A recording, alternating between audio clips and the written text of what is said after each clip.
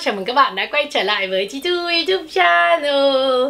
Nếu như đây là lần đầu tiên bạn theo dõi video của mình thì mình là Phương Thi Thư. Hiện tại thì mình đang sống tại châu Âu và làm việc trong ngành thời trang. Còn nếu như đây là lần thứ N bạn theo dõi video của mình rồi mà vẫn chưa chịu đăng ký kênh cho mình thì hãy làm điều đó ngay đi nhé. Cả cái nút chuông ở bên cạnh nữa các bạn nhé. Còn video ngày hôm nay là một cái video, có thể nói là một cái video mà mình đã rất muốn làm từ rất là lâu rồi, nhưng mà thực sự là chưa có cơ hội để làm, chưa có thời gian để làm. Thế cho nên là video ngày hôm nay sẽ dành chọn để nói về top 10 những chiếc túi đáng sở hữu nhất mọi thời đại các bạn ạ. Nhất mọi thời đại luôn các bạn ạ. Thật luôn, không nói sai chút nào cả. Thì đúng là sau một cái thời gian chơi túi cũng như là những cái kiến thức mà mình cóp nhặt được trong cái thời gian mà làm việc trong ngành thời trang cao cấp ấy, thì có thể nói rằng là 10 chiếc túi này là 10 chiếc túi mà không đổi so với thời gian, và nó vẫn tiếp tục phát triển trường tồn và luôn là những cái giấc mơ của những cái tín đồ thời trang các bạn ạ. Khi nói về túi thì chắc chắn là một cái loại phụ kiện mà thường là sẽ dành cho nữ giới các bạn nhé. Nhưng nếu như bạn là con trai và đang xem cái video này của mình thì hãy tiếp tục theo dõi nó đi. Bởi vì không những là bạn sẽ có được những cái kiến thức mà biết đâu đó sau này lại có thể phục vụ cho vợ bạn, cho bạn gái bạn thì sao, mà thực ra là ở trong cái top 10 này sẽ có một chiếc túi dành cho các bạn nam đó các bạn ạ. Cho nên các bạn hãy theo dõi đến tận cuối cùng của video này nhé. Và nếu như được các bạn ủng hộ ấy, thì sau cái video này mình sẽ làm tiếp một cái video tổng hợp tất cả những cái túi ít bách của các cái thương hiệu thời trang cao cấp các bạn nhé. Nhớ comment phía bên dưới cho mình biết nếu như bạn thực sự muốn mình làm một cái video tổng hợp đó các bạn nhé. Còn bây giờ thì chúng ta sẽ bắt đầu cái top 10 những chiếc túi đáng sở hữu nhất mọi thời đại các bạn nhá. Câu hỏi sẽ đặt ra là dựa vào đâu để có thể đánh giá được cái sự trường tồn với thời gian của những chiếc túi này, đúng không? Thì nói thật với các bạn là cũng chả dựa vào đâu gì cao xa đâu các bạn. Mình chỉ dựa vào lịch sử phát triển của ngành thời trang thế giới thôi. Đơn giản chỉ có vậy thôi. Lịch sử phát triển về cái doanh thu của từng thương hiệu một thôi các bạn ạ. Đơn giản chỉ với như thế mà thôi. Thì cái top đầu tiên ở vị trí số 1, vị trí số 1 này không phải là một chiếc túi mà là hai chiếc túi các bạn ạ.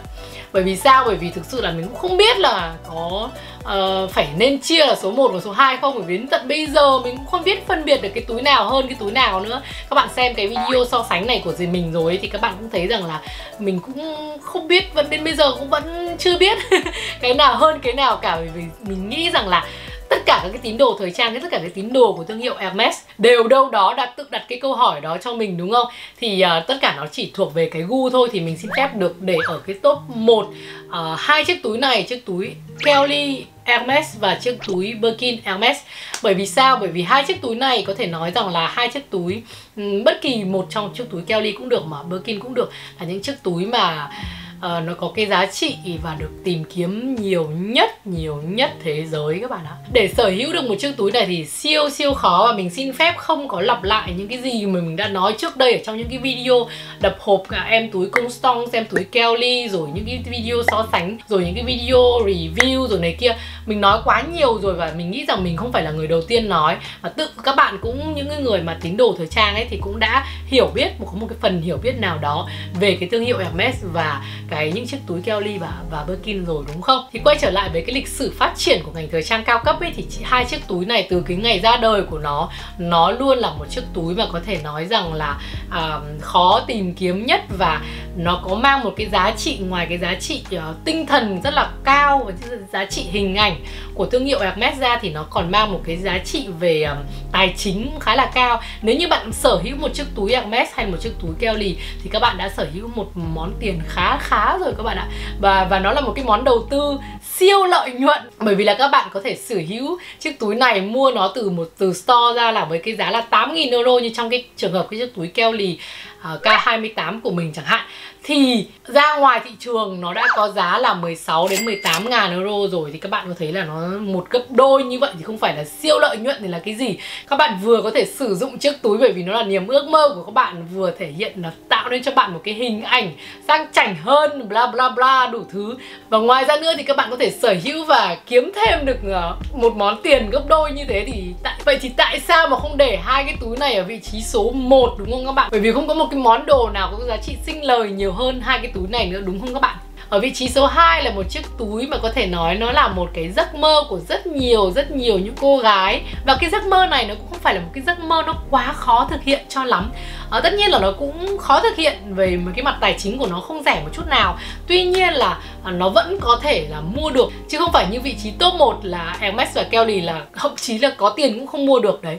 Thì chiếc túi Chanel Classic 255 là một chiếc túi và có thể nói rằng là các bạn có thể sở hữu được chiếc túi này. Và có thể nói rằng là thông tin về chiếc túi này thì mình cũng đã nói khá nhiều trong tất cả những cái video trước đấy của mình về thương hiệu Chanel và những chiếc túi Classic 255 cũng như là chiếc túi Gazier rồi, đúng không các bạn?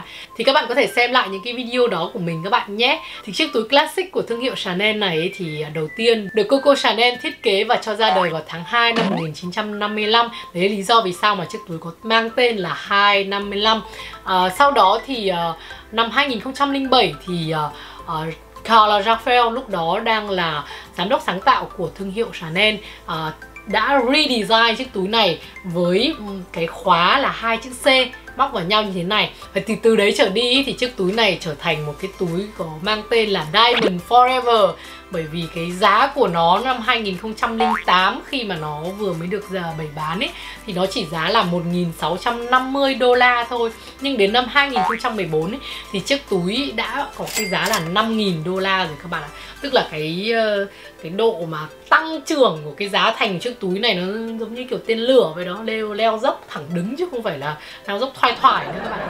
Thì bởi vì là mỗi một năm thương hiệu Chanel, đúng là mỗi một năm thương hiệu Chanel lại tăng giá một lần, thì cứ tăng dần như vậy. Mà đặc biệt là năm 2020 mình cũng đã làm một cái video về cái câu chuyện này. Thì thương hiệu Chanel đột ngột tăng hẳn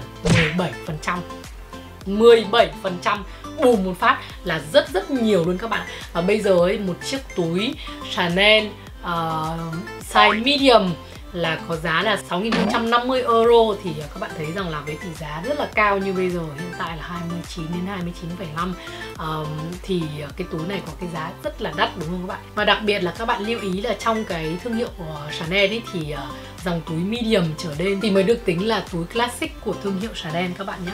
Và ngoài cái chuyện giá thành ra thì như các bạn cũng đã thấy rằng là chiếc túi Chanel Classic ấy thì từ đó đến giờ vẫn luôn là một cái túi được tìm kiếm nhiều nhất bởi các cái tín đồ thời trang. Và hơn nữa thì ngoài cái việc giá thành ra ấy thì các bạn cũng thấy được rằng là từ trước đến giờ, từ đó đến giờ ấy thì chiếc túi Classic 255 này của thương hiệu Chanel luôn là một cái túi được nhiều tín đồ thời trang tìm kiếm nhất.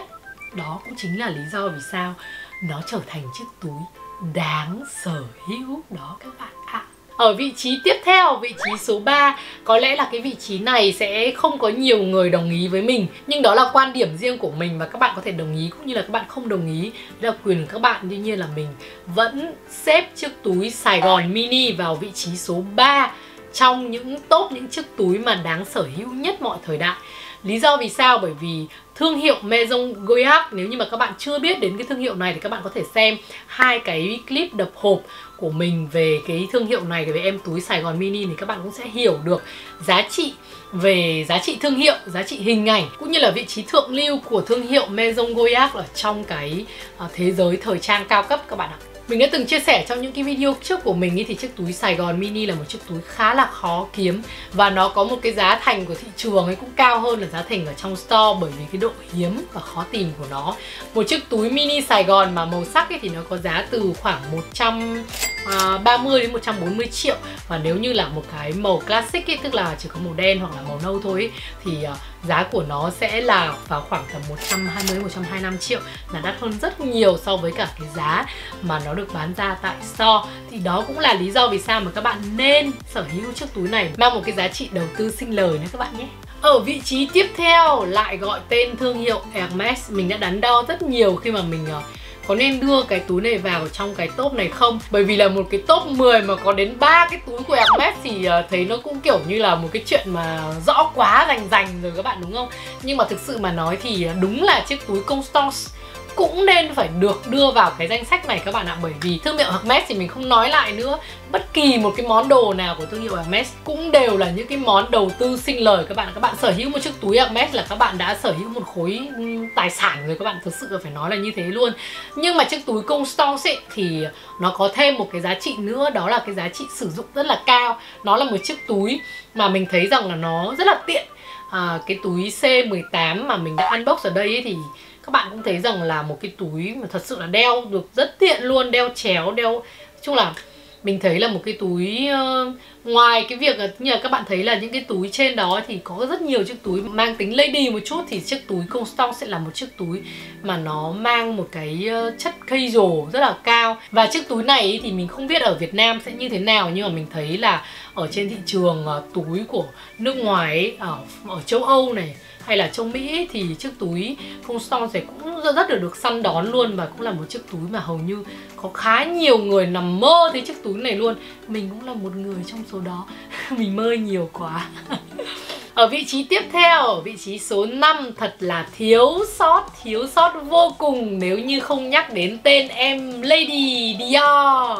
Có thể nói rằng đây là một chiếc túi mà các cái bánh bèo rất thích luôn. Và thương hiệu Dior cũng là một cái thương hiệu mà khá là biết kiếm tiền ở trên những cái gì mà cổ điển.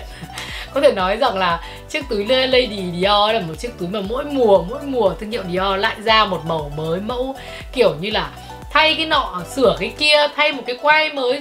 Nói chung là dòng túi Lady là một cái dòng túi mà có một cái doanh thu, mang lại một cái doanh thu rất là lớn, mà có thể nói là lớn nhất ở trong cái thương hiệu Dior luôn các bạn ạ. Thì nói qua về chiếc túi này thì đúng là mình, các bạn thấy rằng là mình chưa bao giờ đập hộp một chiếc túi Lady nào, đúng không? Bởi vì là thực sự các bạn cũng biết rằng là mình thì không phải là quá bánh bèo, cho nên nói thật với các bạn là bản thân mình không thích cái túi Lady Dior cho lắm, bởi vì nó quá Lady so với mình đấy. Chứ còn mình không thấy nó không phải là mình nói nó xấu, mà mình chỉ thấy rằng là nó không phù hợp với mình, với cái cá tính của bản thân mình thì mình sẽ không xài Lady Dior. Nếu như mà nói về Dior ấy, thì mình sẽ thích những cái túi ví dụ như là túi saddle hơn, hay là túi Montaigne thì mình sẽ thích hơn là túi Lady Dior. Tuy nhiên để mà nói về chiếc túi mà đáng sở hữu ấy, thì all in all thì chắc chắn là chiếc túi Lady Dior sẽ chiến thắng tất cả rồi các bạn ạ. Vào năm 1995 ấy, khi mà vợ chồng tổng thống Pháp thời đó chính là Jacques Chirac ấy, có mời công nương Diana sang thăm và dự cái triển lãm Cézanne tại Palais Grand-Palais ở Paris, thì để thể hiện cái sự trân trọng của vợ chồng tổng thống Pháp đối với cả công nương Diana ấy, thì tổng thống Pháp Jacques Chirac lúc đó có giao trách nhiệm trọng trách cho cái thương hiệu Dior lúc đấy là phải thiết kế ra một chiếc túi mang đậm cái gọi là cái savoir faire của người Pháp dành tặng cho cung nương Diana các bạn ạ. Thì lúc đó chính là thời điểm mà chiếc túi Lady Dior ra đời, và các bạn thấy là nó gắn liền với hình ảnh của cung nương Diana, đúng không các bạn? Ở vị trí tiếp theo, vị trí số 6 ở trong cái danh sách top 10 chiếc túi đáng mua nhất mọi thời đại này, đó chính là một chiếc túi của thương hiệu Saint Laurent. Có thể nói là khi các bạn nhắc đến thương hiệu Saint Laurent thì sẽ rất nhiều người và nhắc đến chiếc túi du jour, Saint Laurent du jour của thương hiệu này. Đây là một cái thiết kế do Hedi Slimane sáng tạo khi mà ông ấy vừa trở thành giám đốc sáng tạo của thương hiệu Saint Laurent lúc bấy giờ. Và chiếc túi du jour này đã mang lại một cái thành công vang dội cho thương hiệu Saint Laurent. Tuy nhiên ở đây thì mình lại không dành cái vị trí số 6 này cho chiếc túi đó, mà mình dành cái vị trí số 6 này cho chiếc túi Saint Laurent Sunset. Tại sao lại như vậy?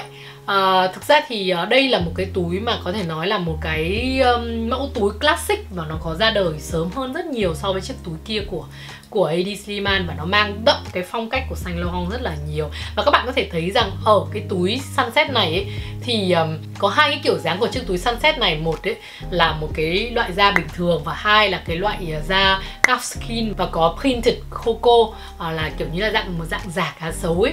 Thì mình thấy cũng rất là đẹp và mình có sở hữu một chiếc. Và điều đặc biệt ấn tượng của mình ấy đối với chiếc túi này đó thì chính là cái logo cũ của YSL. Thì có thể thấy rằng là chiếc túi này là một cái chiếc túi cực kỳ là đơn giản, cái phong cách rất là đơn giản, và đặc biệt nó thực sự đối với cả những cô gái Parisian ấy thì chiếc túi Saint Laurent Sunset này ấy là một chiếc túi mang đậm cái cái phong cách sống của họ luôn. Nó vừa mang tính practical mà nó cũng rất là có thể, nói chung là một chiếc túi mà các bạn có thể đi được cả ngày. Ban ngày các bạn có thể sử dụng nó như là một chiếc túi đi chơi bình thường, và buổi tối nó có trở thành là một chiếc túi đi tiệc được luôn. Thì đó là một cái mình thấy rằng là một chiếc túi rất là đáng sở hữu, và đặc biệt là chiếc túi này vẫn luôn mãi mãi là một cái túi được nhiều các bạn trẻ sở hữu nhất ở tại châu Âu này. Đấy là điều mà mình thấy. Và thứ hai nữa là với cái giá của nó khá là ok. Giá của nó là khoảng vào khoảng bây giờ hiện tại đang là 1.900 euro, 1.800 euro, thì nó vẫn là trong một cái mức mà có thể mà effort được cho tất cả phần đông mọi người có thể sử dụng được chiếc túi.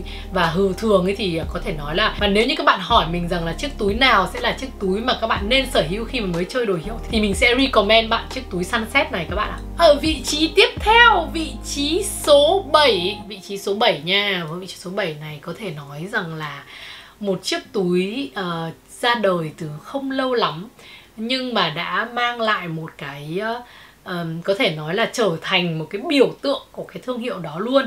Đó chính là chiếc túi Peekaboo của Fendi. Chiếc túi này thì khá nhiều người không biết rằng là nó được design bởi Sylvia Fendi, là cháu gái của hai người sáng lập ra thương hiệu Fendi, chứ không phải là bởi Karl Lagerfeld. Các bạn cũng biết rằng là Karl Lagerfeld khi còn sống ý, thì là giám đốc sáng tạo của thương hiệu Chanel, đồng thời cũng là design director của Women's Wear của bên Fendi. Đó là lý do vì sao mà rất nhiều người nghĩ rằng là Peekaboo là do Karl Lagerfeld thiết kế, nhưng thực ra nó được thiết kế bởi Sylvia Fendi. Và ngay khi nó được lên sàn runway vào năm 2008 ấy, thì chiếc túi này đã kiểu như là explode cả toàn bộ cái doanh thu của thương hiệu Fendi, và từ đó trở đi nó trở thành một chiếc túi giống như là một cái biểu tượng, một cái túi iconic của thương hiệu Fendi. Nhắc đến Fendi, nhắc đến dòng túi là người ta sẽ nhắc ngay đến Peekaboo. Và mỗi một năm, mỗi một mùa ấy, thì thương hiệu Fendi lại tiếp tục đưa ra những cái print mới, những kiểu dáng mới, những cái văn hoa mới. Nói chung là một chiếc túi iconic của một cái fashion house thì nó luôn có một cái vị trí, một cái số lượng rất là lớn ở trong cái bộ sưu tập. Ở vị trí tiếp theo, vị trí số 8 cũng lại là một chiếc túi, có thể nói là một chiếc túi còn khá là mới, tuổi đời khá mới so với những chiếc túi ở trong top 10 này. Tuy nhiên mình nghĩ rằng là chiếc túi này sẽ còn tiếp tục tăng giá rất nhiều, và nó đã từng tăng giá, nó đã từng có giá mới chỉ là khi mới bắt đầu nó cũng chỉ có giá là 2.500 rồi 2.800, và bây giờ là 3.000, 3.300, rồi có những cái túi ở giá là 4.000, và là một chiếc túi mà mình đập hộp rất nhiều, đó chính là chiếc túi Capucine của thương hiệu Louis Vuitton. Vâng, lý do vì sao mà chiếc túi này mình đã xếp nó vào vị trí số 8, bởi vì là như các bạn cũng đã thấy thì thương hiệu Louis Vuitton đã dành rất nhiều sự quan tâm cho chiếc túi Capucine này, và trong cái strategy của họ ấy thì tất cả những cái campaign mà đều liên quan đến women's wear đều có mặt chiếc túi Capucine này. Thì với cái sự đầu tư về mặt hình ảnh, về mặt marketing và cũng như là chất lượng và những cái sản phẩm thiết kế thì sẽ tiếp tục tăng giá và tiếp tục giữ cái vị trí iconic của thương hiệu Louis Vuitton các bạn ạ. Ở vị trí số 9, top 10 của chúng ta sắp sửa kết thúc rồi đó các bạn ạ. Nhưng mà vị trí số 9 này thì chắc chắn là mình phải kể tên đến, đó chính là thương hiệu Celine với chiếc túi Classic Box. Có thể nói rằng là chỉ những cái tín đồ thời trang thực thụ mới biết rằng chiếc túi Classic Box này không được thiết kế bởi Phoebe Philo, mà là một thiết kế từ rất lâu của thương hiệu Celine khi mà nó ra đời, mà là một thiết kế cổ điển của thương hiệu Celine ra đời từ những năm 1970 cơ các bạn ạ. Ở chiếc túi Classic Box original ấy thì là cái khóa chính là cái logo của Celine thời bấy giờ. Sau này ấy thì Phoebe Philo mới redesign lại cái khóa của túi Classic Box, và chiếc túi Classic Box này trở nên rất là hot từ cái thời của Phoebe Philo đến cái thời điểm hiện tại khi mà Hedi Slimane trở thành giám đốc sáng tạo của thương hiệu Celine ấy, thì Ông chính là người đã mang lại cái logo cũ của thương hiệu Celine để tiếp tục làm mới hơn nữa chiếc túi Classic Box này. Và các bạn có thể thấy rằng rất nhiều những cái mẫu mã mới của Celine Classic Box được Heidi redesign lại rất là nhiều. Và cho dù là có Phoebe Philo hay là Heidi Schliemann hay bất kỳ một ai đi nữa có trở thành giám đốc sáng tạo của thương hiệu Celine, thì chiếc túi Classic Box vẫn là một chiếc túi được tìm kiếm rất nhiều và là ước mơ của rất nhiều những cô gái phương Tây.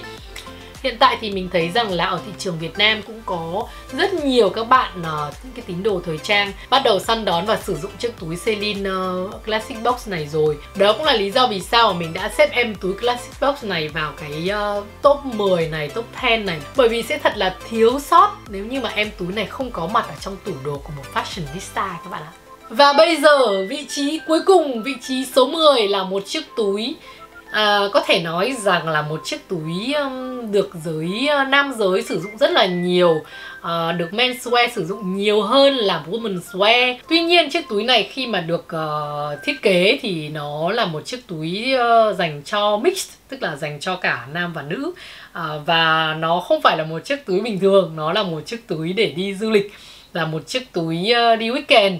Tuy nhiên với thời gian thì em túi này vẫn tiếp tục trường tồn và tiếp tục giữ một cái vị trí không thể nào mà thiếu được trong lòng giới hâm mộ.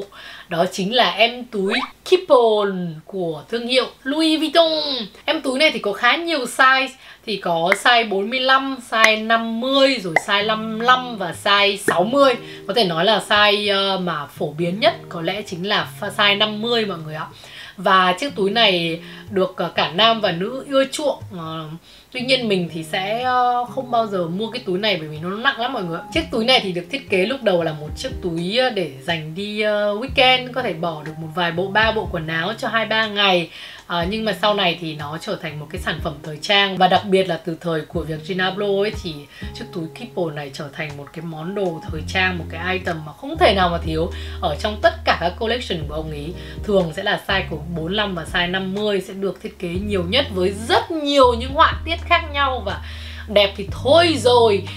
Mình thì chắc là sẽ không bao giờ mua và không bao giờ sở hữu một chiếc túi Keep On bởi vì là mình thấy nó không có tiện cho mình, vì nó khá là nặng và to. Nhưng mà biết đâu chúng ta không thể nào mà nói là không bao giờ cả.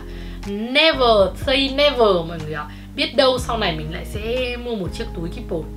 Đó, vừa rồi thì mình vừa mới chia sẻ với các bạn top 10 em túi mà có thể nói là trường tồn với thời gian. Lúc đầu mà nói khi mà mình có ý định làm cái clip này ấy, thì mình đã suy nghĩ rất nhiều bởi vì là em túi nào mình cũng muốn cho vào. Mà để lựa chọn chỉ có 10 cái túi thôi, nó là một cả cái sự dằn vặt mà nhấc ra bỏ vào. Thực ra còn rất nhiều em túi nữa mà mình muốn nhắc đến nhưng mà mình không thể nào mà nhét hết vào, nó chỉ có 10 cái thôi, làm sao mà nhét thêm được vào nữa. Chính vì vậy cho nên nếu như mà các bạn ủng hộ thì mình sẽ làm hẳn một cái clip tiếp theo và sẽ dài hơn clip này rất là nhiều. Bởi vì mình sẽ nói và chắc mình phải uống rất nhiều nước luôn, bởi vì sẽ nói mỏi mồm luôn. Nó sẽ là một cái video tổng hợp tất cả những chiếc túi ít bách của những thương hiệu thời trang cao cấp các bạn ạ. Và các bạn biết rồi đấy, mỗi một cái sản phẩm túi của một thương hiệu là một cái câu chuyện, một cái lịch sử phát triển của gắn liền với cái lịch sử phát triển của thương hiệu. Chính vì vậy cho nên là những chiếc túi ít bách, những chiếc túi iconic chính là bộ mặt của một cái thương hiệu. Còn video này thì xin phép được kết thúc tại đây và mình nghĩ rằng là nó sẽ rất dài rồi và mình cũng không dám nghĩ đến là bao nhiêu lâu để có thể edit được cái clip này. Cho nên là nếu như mà cái clip này được ra đời thì các bạn hãy nhớ ủng hộ clip này nhé. Cảm ơn các bạn rất là nhiều và hẹn gặp lại các bạn ở trong những video clip tiếp theo. Bizu, nhớ comment và share cái clip này cho mình các bạn nhé.